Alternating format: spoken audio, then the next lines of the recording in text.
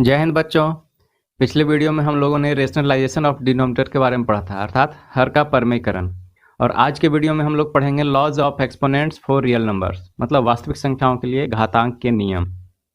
तो आइए शुरू करते हैं। लॉज ऑफ एक्सपोनेंट्स होते क्या हैं? मान लीजिए कि आपके पास कोई एक ऐसा नंबर है जो इस फॉर्म में है x to the power m। तो इसमें जो नीचे x लिखा गया है इसको बेस कहा जाता है, और ऊपर में जो m लिखा गया है उसको एक्सपोनेंट या इंडिसेस या पावर कहा जाता है। तो इस तरह से हम लोगों ने इसका नोमिनेशन सीखा। अब आइए, इसमें कुछ प्रॉपर्टीज हैं जिसको हम लोग एक एक करके पढ़ते हैं।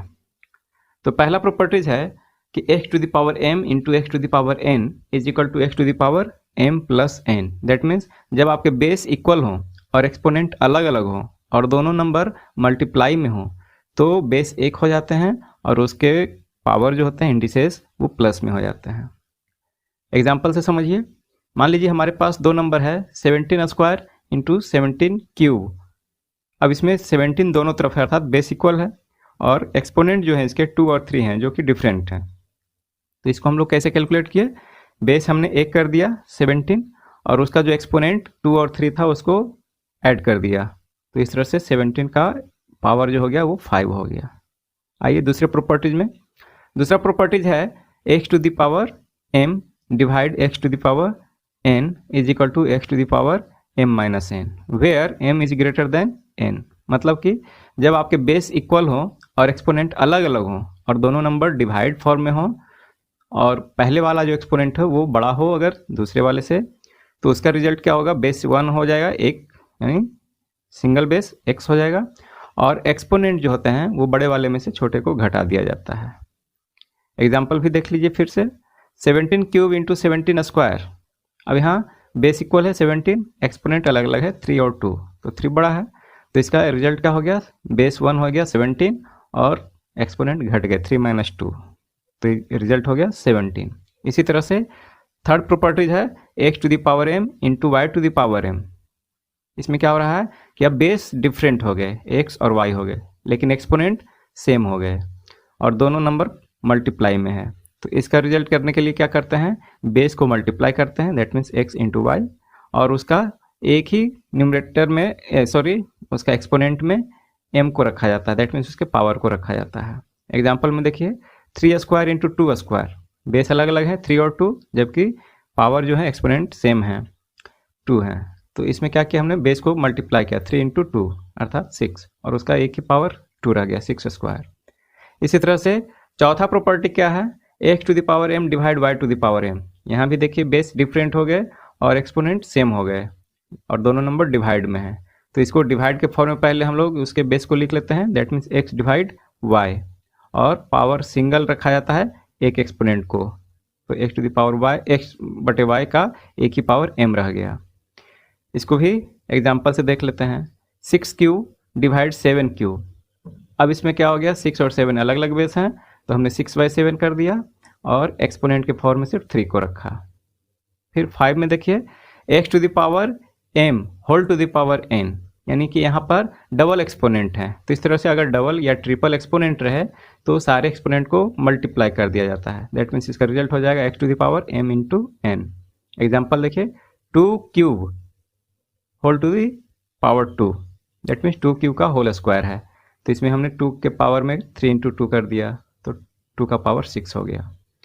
छठा प्रॉपर्टीज है x to the power 0 is equal to 1। मतलब किसी भी रियल नंबर का जो पावर अगर 0 हो जाए तो उसका वैल्यू 1 होता है। आप इसे प्रूव भी कर सकते हैं पिछले प्रॉपर्टीज को यूज करके। अब अगला है प्रॉपर्टीज, इसका एग्जाम्पल भी देख लें कि अगर हमारे पास एक नंबर है 2, उसका पावर हमने रखा 0, तो उसका वैल्यू 1 हो जाएगा। सातवां प्रॉपर्टीज है x to the power minus m, तो इसका रिजल्ट क्या हो जाएगा? 1 by X to the power m। अगर किसी भी रियल नंबर का एक्सपोनेंट यदि कोई निगेटिव नंबर हो या निगेटिव इंटीजर हो तो उसका रिजल्ट क्या हो जाएगा? उसका रेसिप्रोकल लिखाकर और उसके नीचे पावर m हो जाएगा, दैट मीन्स का पॉजिटिव एक्सपोनेंट हो जाएगा। एग्जाम्पल से देखिए 3 का पावर में है -2, तो ये क्या हो गया? 1/3 स्क्वायर हो गया। इसी तरह से प्रॉपर्टीज 8 है, इसमें भी वही चीज़ है, सिर्फ रियल नंबर में हमने x के जगह एक फ्रैक्शनल नंबर रख लिया x/y, ताकि इसको दोबारा अच्छी तरह से समझ में आ जाए।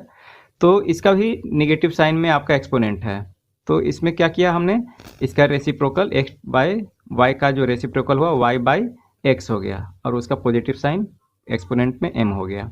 इसका भी एग्जांपल देखिए, 2/3 है और इसका एक्सपोनेंट -2 है, तो इस तरह से हमने इसका जो पॉजिटिव साइन में जब एक्सपोनेंट को बदला तो 2/3 का रेसिप्रोकल 3/2 किया और पॉजिटिव साइन में स्क्वायर कर दिया। अब 9th में देखिए, इसको थोड़ा विशेष ध्यान से रखना है, क्योंकि इसमें सभी लोग गड़बड़ करते हैं। इसमें लिखा गया है nth रूट x⁻m, यानी आपके पास कोई रियल नंबर है x और उसका एक पावर है यानी एक्सपोनेंट है m, और वो नंबर nth रूट में रखा गया है। स्क्वायर रूट, क्यूबिक रूट, कुछ भी हो सकता है। तो इसका रिजल्ट हम लोग लिख सकते हैं nth root x whole to the power m या x to the power m/n, यानी जो पावर m है वो ऊपर रहेगा न्यूमरेटर के फॉर्म में, और जो nth रूट है तो वो n डिनोमिनेटर के फॉर्म में चला जाता है। एग्जाम्पल से देखिए, हमारे पास एक नंबर है क्यूबिक रूट 3², तो हम इसको लिख सकते हैं क्यूबिक रूट 3 का होल स्क्वायर या 3 टू द पावर 2/3, यानी स्क्वायर जो था एक्सपोनेंट के फॉर्म में वो न्यूमरेटर में रहा, और क्यूबिक रूट था, दैट मीन्स वो 3 नंबर जो था क्यूबिक रूट का वो डिनोमिनेटर में आ गया। तो इस तरह से हमने ये 9 प्रॉपर्टीज को सीखा जो एक्सपोनेंट से रिलेटेड था। तो इसी को फॉलो करके हम सारे सवालों का प्रश्न का हल करेंगे।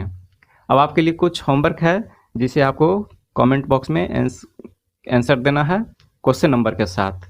अब आपके लिए होमवर्क है, इसे करें। अगर वीडियो अच्छा लगे तो इसे लाइक शेयर जरूर करें, चैनल को सब्सक्राइब करें और बेल आइकन को भी जरूर दबा दें। थैंक यू, धन्यवाद, जय हिंद।